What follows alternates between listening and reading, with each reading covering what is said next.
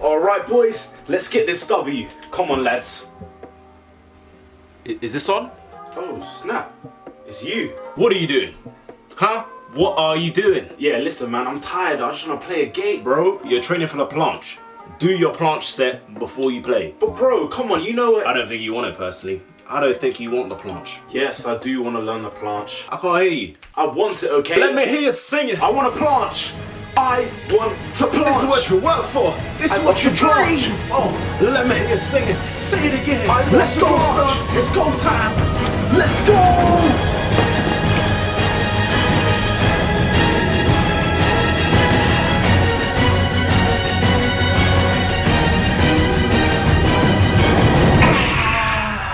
What's going on people, and welcome back to another abnormal video. Hope you guys like that intro. Basically my message behind that is you need to practice often if you want to get good at calisthenic skills. Now one way of practicing often, and a great technique I've used in the past, is called greasing the groove. Now what is greasing the groove? Greasing the groove basically means training frequently at a lower intensity. Let's say for example we're training the tuck planche. If your max hold for a tuck planche is 10 seconds, then you want to be working at 50% of that intensity. So you'll be holding it for 5 seconds, and you're going to do that 5 times separately throughout your day.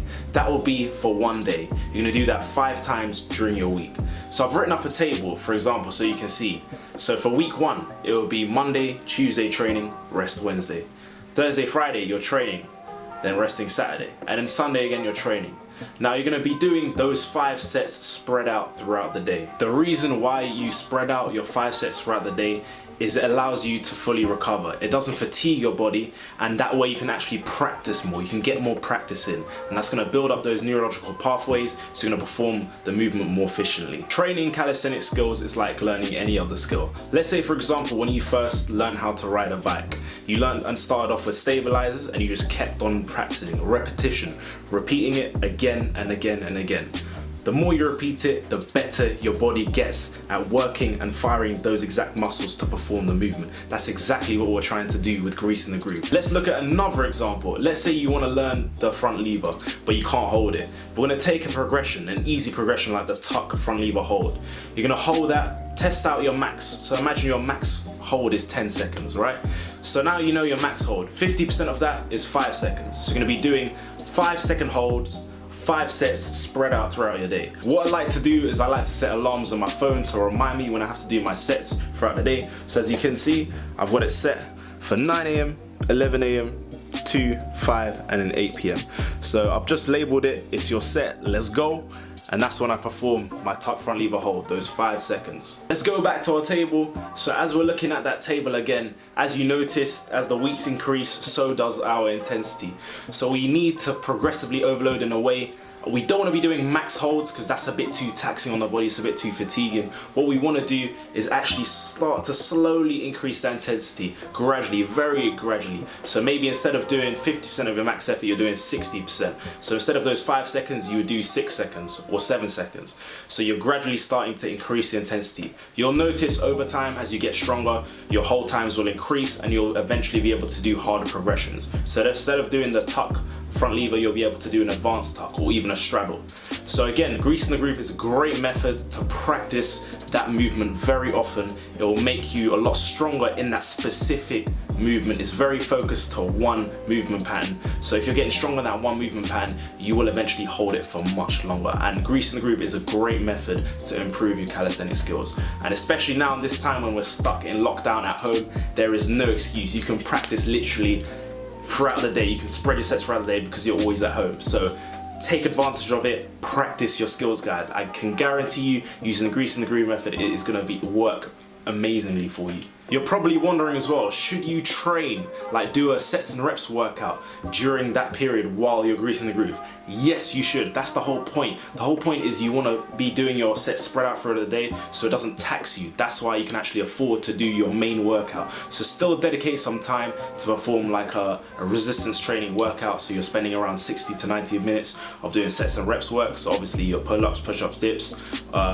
leg raises, knee raises, any other form of core work. Just do your main workout whilst also spreading your sets throughout the day and performing those 5 sets of your dedicated skill. Remember guys as well, Greasing the Groove is there to improve one specific movement pattern. So really pick one skill, just one skill that you really want to dedicate yourself and time on, because that way you're going to see the most results. If you try and learn everything, you're not going to see progress. You're just going to see little bits here and there, but you're not really going to progress with one specific skill as you are if you were to really focus your time and attention on one skill. If you're wondering what skills you should practice and learn first, then check out my previous videos. I've made a beginner and intermediate skills video. I've also made a calisthenic skills guide, so a list of all skills from all levels from beginner to advanced, so do check that out. Pick again just one skill you really want to learn. Once you've mastered that skill, move on to the next one. So that was Greasing the Groove guys. Again, it's a great way to improve your calisthenic skills. I've also used another method in the past that's helped me.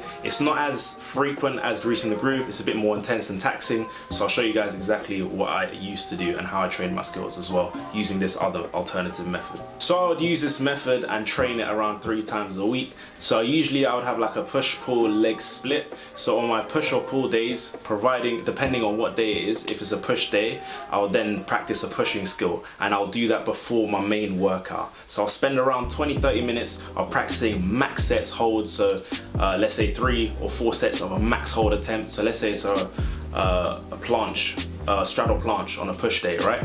I'll do a max hold for around however long it is, maybe like 5 seconds, and then I would rest 5 minutes, and I'll do that 5 times. What I mean by my max front lever or max planche hold is basically going through the progression. So it's a really long hold, starting off with my hardest progression, so either the full front lever or full planche, then I'll regress the progression. So I'll max out onto that position. If I can't hold it any longer, I'll go down a progression. So I'll go into, let's say, a straddle planche, then into a advanced tuck planche, and then eventually a tuck planche, and that will be my full set. So it's a long hold for around 30 seconds, very, very taxing.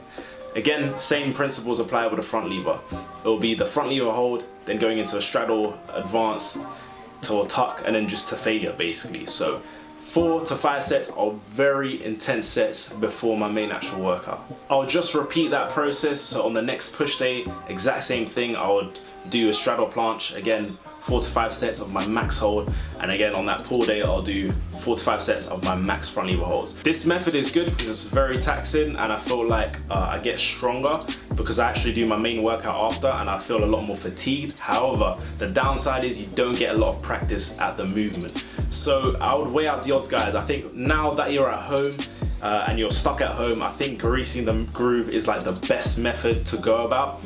If you're at work all day or you're quite busy, have a busy routine, then maybe pick that alternative method where you train a specific skill before your actual main workout. So on push days, perform a push skill, and then on pull days, perform a pull skill. Or you can do the opposite, it's up to you. But as long as you kind of like pick a training style best suited to your lifestyle, that works best, that will be most optimal. So for everyone, generally speaking now, Greasing the Groove would be the best method. If not, then just use the alternative method. So that was the video guys. Hope you now have a better understanding of how to improve your calisthenic skills. Remember, grease the groove, get these gains, and I'll catch you guys next week with another video. It's been your boy Tao, and I'm out. Peace!